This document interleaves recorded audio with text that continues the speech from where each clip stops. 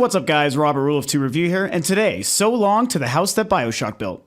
Okay, so what I am, of course, talking about today is the fact that just a few days ago it was announced by Ken Levine, who's been running Irrational Games the last 17 years, actually helped start and found the company. It has been announced that Irrational Games is shutting down. And it should be noted that my intro certainly said that it was the house that BioShock built, which I recognize is not actually true. The studio is 17 years old. They go back to the System Shock days, which is what actually BioShock was before it was BioShock, for anyone who may or may not remember that. So, of course, it wasn't really the house that BioShock built, but at the same respect, that's what it's become known for. They have not released a bigger hit, a more successful franchise or game, both critically and commercially. So, it's still applied in the long run. And so moving on, this is pretty tragic news. Certainly because I myself, like many of you, are probably a huge BioShock fan. And of course I am too. I love the series. I even like System Shock. I only have played System Shock 2, but it was amazing and it was really, really terrifying. And so this news is interesting in the sense that Ken Levine, again, who founded the company and has been running it this whole time, he was responsible for the BioShock series. He became a very public figure and very vocal figure in the years leading up to BioShock Infinite's release. So he's been in the public limelight for the past 2 or 3 years consistently now. Very vocal, very into the gaming community and talking to everybody about, what's going on with Infinite and why to be excited for this and that. And it's been great. Overall, he's a great guy who I like quite a bit. And so he's now decided to shut down Irrational Games, which has been a fantastic studio. They're down to 15 employees as of right now. They have laid off a ton of people. I think the number was over 155. Don't quote me on that, but I believe it was about that high. A lot of people have been let go. So that's one of the biggest tragedies here, even beyond our personal selfish need for more BioShock and more great games from this studio, is that it sucks that a lot of obviously really talented people and individuals had to get let go and lose their job and try to find a new home within the industry to work and make a living. That's too bad. It's something that I've noticed is actually quite common in the industry. It's kind of a cutthroat industry as far as how your employment goes. You don't really hear about a lot of people who are just, their jobs are secure, they work for this company, they make these games and everything's good. It seems like everything is always in jeopardy. Everyone's employment in their position is always, I don't want to say hanging by a thread, but it just seems like at any time you never know when a studio is going to shut down or have massive layoffs and people have to try to find other studios to go to. And I mean, if you were trying to be creative in an industry like the gaming industry, I would be really intimidated. I would think it has to be a really hard place to get your own ideas out there and try to be successful. So, long story short, I feel very bad for these folks. They obviously have done amazing things, and I just want to thank them all for working on the fantastic BioShock series because it's brought a lot of joy to a lot of gamers and definitely to myself. Love all 3 of those BioShock games, even BioShock 2. I don't care what the fuck anybody says. That was a really good game, even though 1 and Infinite were both better. So that's my stance on that. So what does it really mean that Irrational is shutting down? For me, it kind of is a sign of the times, and I mean that not in a good way. Other than the obvious facts, which I've already touched on, it sucks the studio doesn't exist because they made great games, and it sucks a lot of good people had to get let go and find new places to work. What Ken Levine has been stating is that he wants to refocus his direction of game creation, game development, directing, and producing into the direction of smaller digital releases. He says he wants to be more connected with the industry, with the demographic, with the gamer and the community, and be more direct to that hardcore market. Now, it should be noted that fundamental, that sentiment, I think is fantastic. I love that idea. But what I am not in love with here is to see a huge studio that just saw massive success, both monetarily and critically with BioShock Infinite, with its last release not even quite a year ago. The fact that this studio has to shut down and start focusing on that side of gaming. Now, the reason I say that side of gaming is I am someone, and I've talked about it a little bit on these videos. Those of you who know me in person have already probably heard me talk about this many times, but even though I appreciate the digital market for what it is, and there are a lot of positives that it brings to the table and a lot of great things that it can add to gaming and to games that already exist, as a whole, I don't love it as a game release medium. More in the sense that if it were to become, the idea of it, I should say, being the sole way to release and access and digest our gaming, that is kind of a horror scenario for me. That is not anything that is exciting. I am an old school gamer. I grew up in the early 80s with the Atari 2600 and the NES and the Sega Master System. And so I've seen all these generations come and go and all these great, innovations in gaming. Some come, some go. And they've been fantastic. So through that, I have no problem saying I'm going to be the old fuddy-duddy in this respect. And I know that actually a lot of gamers and a lot of you out there will agree with me on this, so I shouldn't be alone.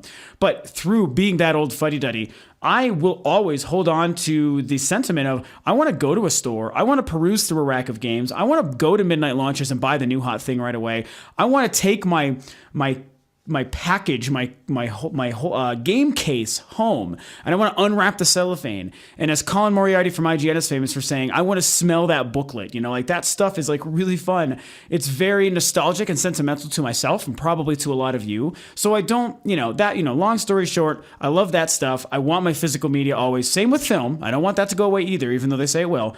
I don't want everything to become all internet, all streaming all the time. I don't want to download every fucking game I buy. I don't want to be buying Zelda and Halo games in the next 10 years only digitally.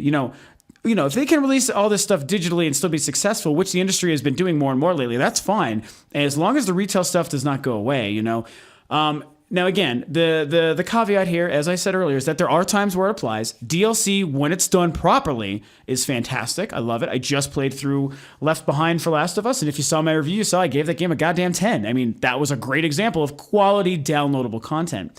And there are a lot of games, things like Limbo and the Banner Saga and stuff like that. All sorts. There's tons of different games you could talk about. A lot of these old school like Needhog, things like that. Those games, they benefit from digital releases and digital releases basically only. Things like The Walking Dead and Wolf Among Us, which I've been playing a lot of and talking about a lot recently. Those are fine for digital releases. They overall work well enough, and I don't have too much of a problem with them on the whole. But when I think about a studio as large and successful as Irrational, trying to become this smaller thing and only wanting to release via the digital market and make these smaller, more focused kinds of games, I just think that's depressing. Now, let me elaborate on that a little bit more as well. As I said, I love Ken Levine. He, just as anyone in any field, whatever industry they work on, they have a right, especially if they've earned this clout within their own respective industries, to do their job the way they want. And he works in a creative industry where he has ideas and he works with teams and other companies that put out money to help him make his creative vision a product that people can buy and support. So he has the right. He's an artist, basically. And a lot of you don't know this listening, but I am actually a musician. I'm a live professional performing musician. I've been doing that for 15, 16 years. So that's also a form of being an artist. And I can absolutely respect that you want to create the art and make it available to people in the way that you are comfortable with. So I don't want to say that Ken Levine is not allowed to do this, because he absolutely is. I support him doing whatever makes him comfortable and whatever he wants to do to create the kinds of things and gaming experiences that he wants to, and we're just lucky he's out there doing that stuff. So I don't want to take anything away from that. But the concept of a studio wanting to turn into that is very tragic to me. Of course, the studio has no choice but to. Ken Levine is the mastermind here. He's the puppet master who gets to say, this is what we do with my company, and that's what he wants to do. But I even though he's allowed to do this, I think that it sucks that we're going to lose a studio to this digital market, to these smaller games. I appreciate indie games, as a lot of the ones I just mentioned just kind of exemplified. I love them when they're good, but they don't overall speak to me. When I think about gaming, I don't think about indie games. I don't think about these small games that really don't do a whole lot, even though some of them are amazing. I love them when they're good. Overall, I kind of like the big stuff. I like the exciting games. I like it when Gears of War and The Legend of Zelda and Mario and those things come out. That shit's exciting. Brand new IPs like The Order 1886, and Tearaway when that recently came out. Things like that make me super, super pumped. Those are the things that I still associate with gaming. Granted, I still enjoy and play the indie stuff when it's good, but it's not what I associate gaming with. It's not my gut reaction when someone says, do you like gaming and what do you think about it? I don't go to those things. Those are afterthoughts. Those are just like that's the sprinkles on top of the sundae that is the huge gaming picture. I like my PC. I like my consoles. I like all that good stuff. Give me all like the big, great gaming experiences you can get. So let's get a little bit deeper into this too, because when you talk about the games that he was previously making and Irrational was previously doing, like with the BioShock games, for example, those are high-profile AAA game productions. And that means, and a lot of the quotes that Ken Levine has mentioned about this has touched on this topic.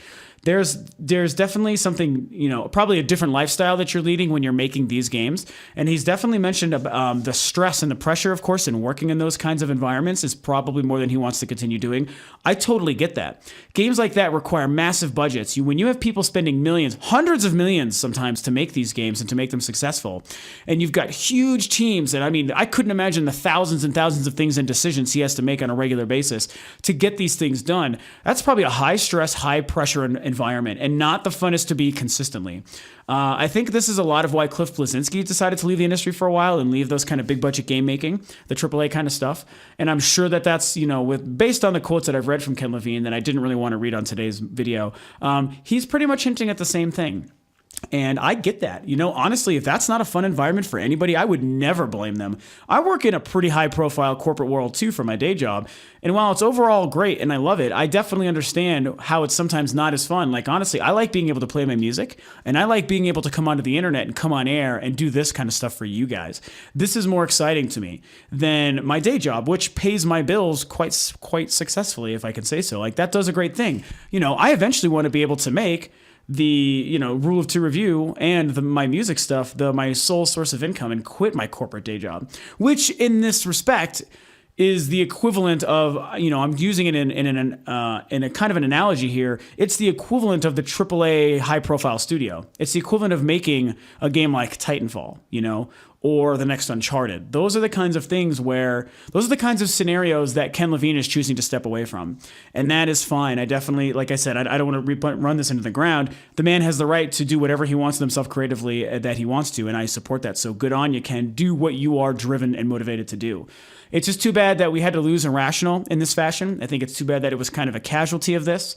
And I think it's too bad that a studio that had the ability to make these great big games, the kinds of things that mostly excite me personally and a lot of other gamers as well, is going to go away. I just think that the digital age, I always want it to be a surplus. I want it to be an aside to the great, great landscape that is the gaming world. There's so many good things going on. And I don't want that stuff to go away just because people want to start releasing things digitally so that gamers become lazier and people start saving money and not creating this boxed product. I think that is a shame. There's a lot of the purity and joy that created and sparked the video game industry that I think dies a little bit more the more and more that becomes common. In 10 or 15 years, will we no longer have retail stuff? Will we no longer have 3 console manufacturers? Will everything become this nebulous one box that does everything and downloads everything? And you don't have to fucking go anywhere to the store and buy it. You don't have video game manuals and stuff. Man, I don't know. That really could happen. It's a future that I'm terrified of, but I can only acknowledge it's a possibility, and I guess we'll just have to see. I'm sure I will adapt, just like a lot of you guys will. But whether or not this is, of course, one of the first steps of that also remains to be seen. I don't really think it is. I don't want to get too deep and philosophical here, which I'm starting to kind of do. All I'm really trying to say is, in summary, I'm really sad Irrational is going away. I love the BioShock series. I loved BioShock Infinite to death. I really wanted more of that stuff. I wanted a studio with that much talent and a man with this much vision as Ken Levine to continue to make some new stuff.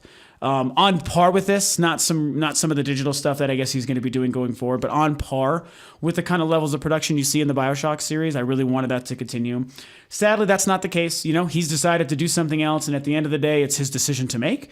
Because I like the guy, I can only support him, even though I find this sad. So, good luck, Ken. I hope that what you're doing is the right thing. I hope Irrational still continues to make good stuff. If it's good, indie or not, I'm still going to play it, so you guys don't need to misread me there. I'll play anything that's good if it's good. I don't care the platform or the way it's released, except for mobile stuff. That doesn't really do anything for me, but that's a whole other conversation.